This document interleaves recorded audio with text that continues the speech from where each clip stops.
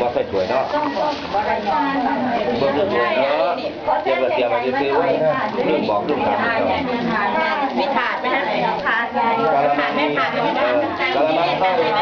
ขันก็ได้เทใส่ขันเลยครับ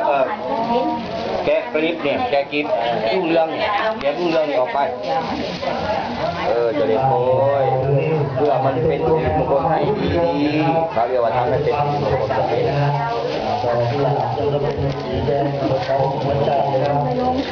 นความรักระหว่างเจ้าบ่าวเจ้าสาวเข้าต่อ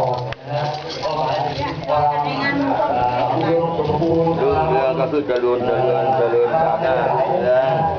ความขยายด้วยฝ่ายของผู้ก็ต่อแขนด้วยฝ้ายอันสะอาดปกครองจะได้ปราศจากโรคพยาธิโรคภัยน้องกายแต่เฮา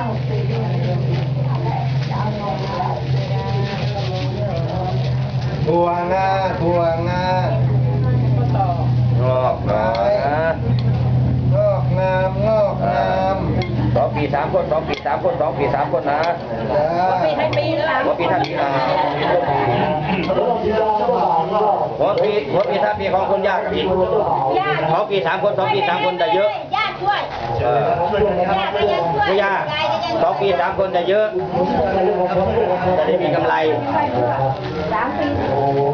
2 ปี 3 คนได้เยอะมีกำไรไวเราคู่แฝดเป็นไปได้อยู่2 ปี 3 คนนะเป็นคนหน้าไหลมาโอ้ยเร็วมันทำเสีย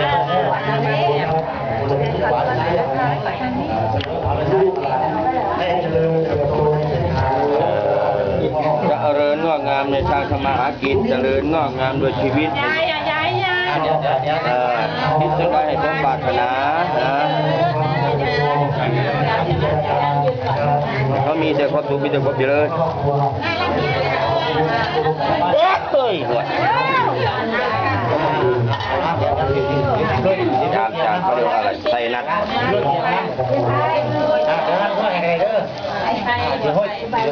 มาโปรยก็ต่อไม้หน่อยเรียนครับทุกคนได้มาแล้วก็โปรยดอกไม้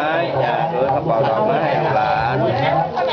เพื่อเป็นสิริมงคลให้แก่บุตรหลานพุทธพ่อตาแม่ยายโปรยยายตรวจพอเรียบร้อยแล้วครับข้างไฟพอถอดผูกแขนเคยก็เด้อเพราะไฟนี่เก็บก่อนพ่อผูกแขนเคยแล้วเนี่ยครับปูยาผูก